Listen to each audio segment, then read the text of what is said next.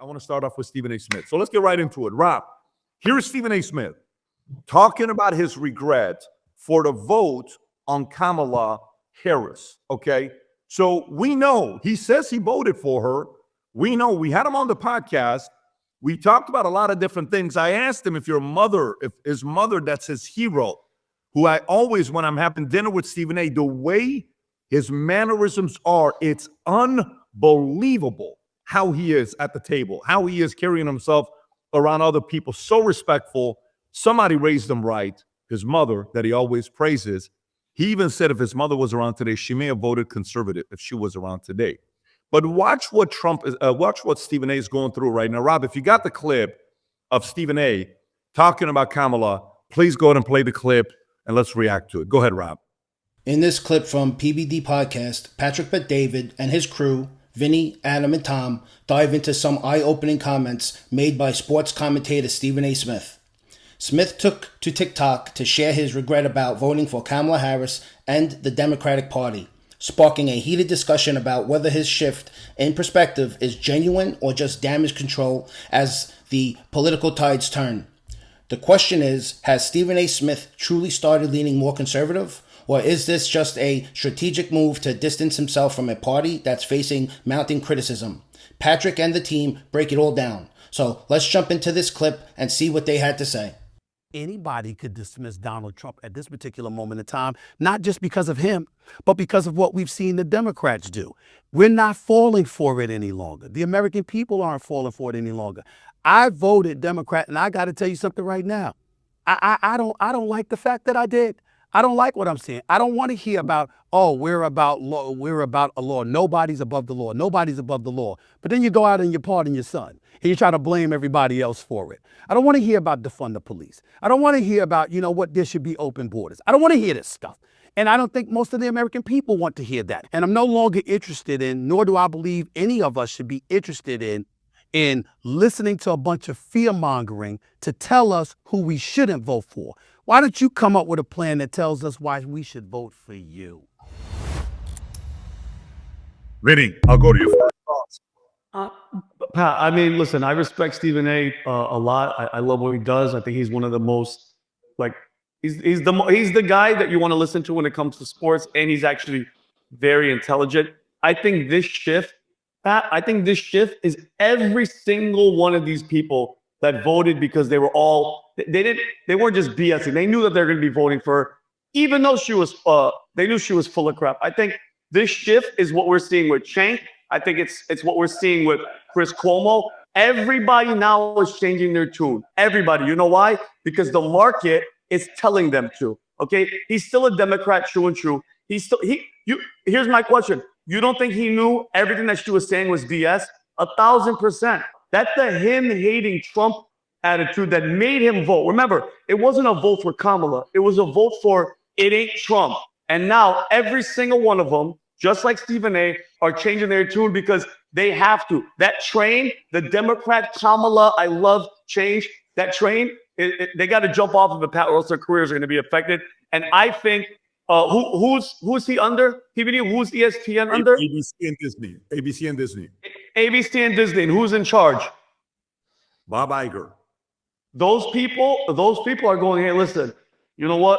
The market is saying it's cool to be like Trump. It's cool to dance and that. Let's get on the Trump train. And they're all doing it. Every single one of them. Adam, what do you think? Look, Stephen A. Smith, who we spent a lot of time with. I'll never forget the dinner that we had a couple months ago. Yourself, me, Tom, Chris Cuomo, and Stephen A. Smith. And the conversation was amazing. Sports, politics, relationships, dating, election, everything. Stephen A. Smith is one of the most consequential, monumental, eloquent, articulate wordsmiths of our generation. And he's simply more than sports. He's everything. He's politics, and he's dipping his toe into the water, but he's not swimming all the way into the deep end right now. Listen, if you're part of Disney and you're part of that ecosystem of ESPN, we saw what happened with Sage Steele. If you're the face of the NBA, especially when it comes to broadcasting, you have to walk a fine line. But much like me, who went through this metamorphosis and this sort of evolution of politics. He's going through this. We know how his mother raised him. She would be a true conservative these days. So one thing he said about a week ago, he says, I'm done with the Democrats saying that they have the moral high ground. No. Nobody has the moral high ground. You're going to tell me that you have the moral high ground and you've been wrong on this, and this? I don't think so. Last point. You said this in the chat. Barack Obama. Come on, bruh. Has anybody had a worse year than Barack Obama? So we're going to see what happens with that. By the way, Stephen A. Smith, you know how many people he can get on the phone like this? Hey, Michael Jordan, what's going on? Hey, LeBron James, what's going on? He called out LeBron James the other day. Kendrick Perkins tried to call LeBron James the GOAT. He said, no. Not when Stephen A. Smith is here, baby. Michael Jordan's the GOAT.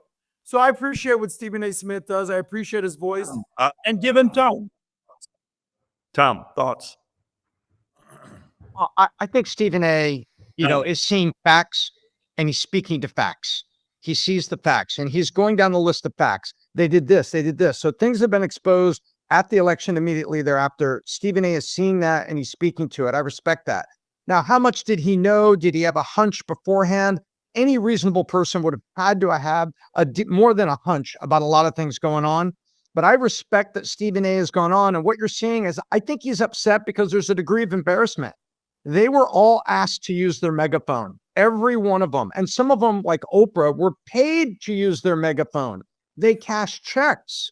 And now they come out and they're embarrassed. So it wasn't just like I paid you to endorse me. Now you're being embarrassed later. And I know there's a story we're going to cover later about a labor union where it's just shocking. And now they're like, again? And I could see Stephen A. going down his list. He's just like, again, another one. And finally he says, I've had enough. I regret this.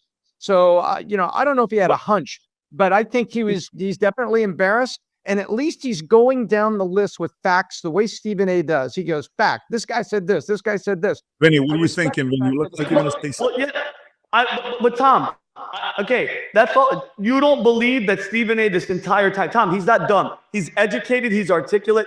He knew this whole time. He's not stupid. This shift isn't because he's finally had an epiphany. These people were all either paid, Tom, just like you said, or they actually believed it. And again, Tom, this is just the hate for Trump, and they were willing to vote for somebody that has radical ideas, has done nothing in the political world. You know what I mean, Pat? I think it's all deep. I want to make the recap. I was talking about Oprah being paid. I was not talking about Stephen A. I did not say Stephen A. was paid. I have to agree with Vinny and Adam on this one.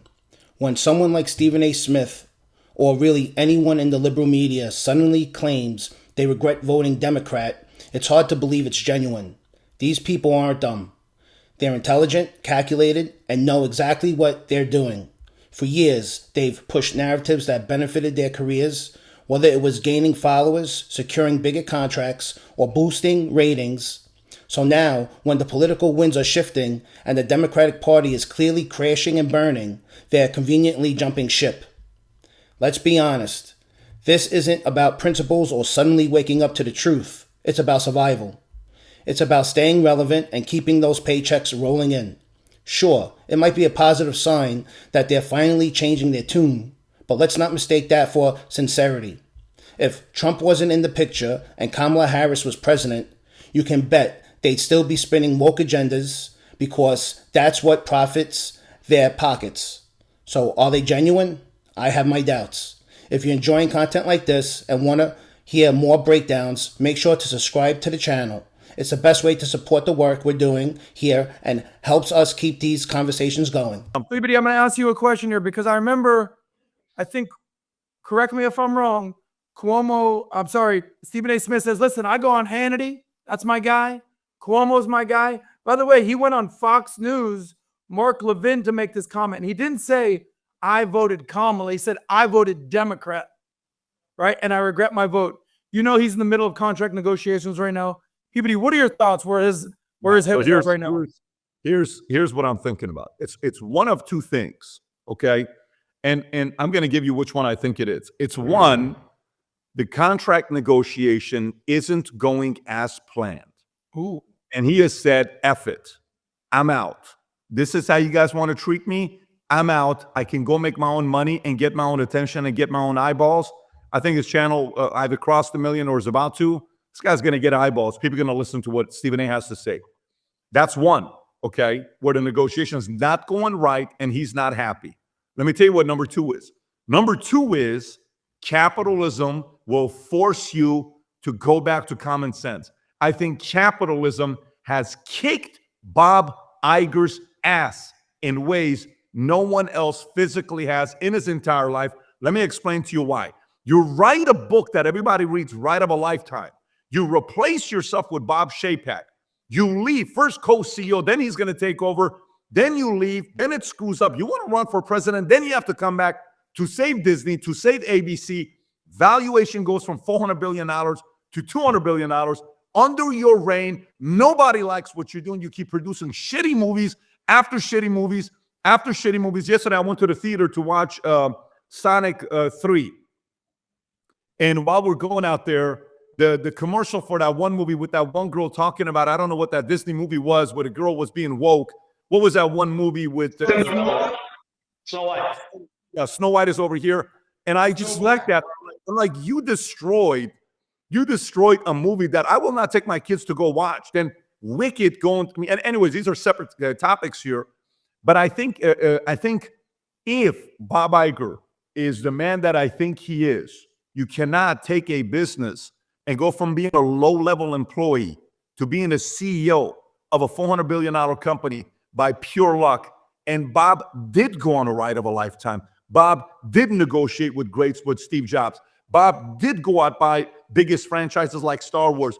Bob did go out there and do a bunch of stuff that others couldn't do.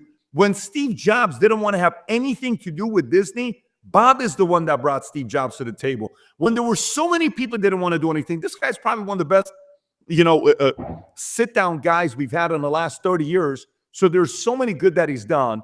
But I hope capitalism, every once in a while, you're going to get your ass handed to you, no matter how good you're, all of us in business. You're going to have some public losses. I hope capitalism gets him to realize, I like that Stephen A is talking the way that he is. I like that Stephen A is challenging people. I like that he's getting eyeballs. The other day, Stephen A posted a clip that got 10 million plus views, and it was shared all over the place on X. What about if we leverage this? What about if I pay attention to this? Maybe this is what the American people want.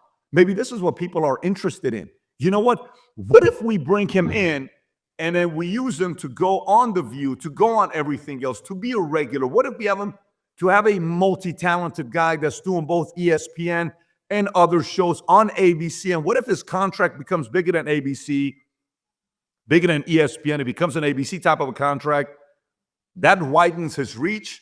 That widens the amount of money that he can make. I am hoping it's the second.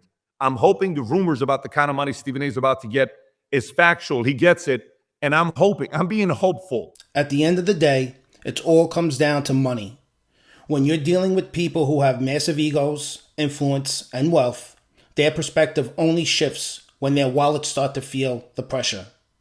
Like Patrick Bet-David said, capitalism has a way of humbling even the biggest egos. When companies start losing money and their shareholders feel the pain, these so-called elites are forced to take a hard look at what's causing the losses. And let's be clear, the American people have spoken. They're rejecting the woke agenda and the democratic ideology. And now the elites are scrambling to figure out how to regain control.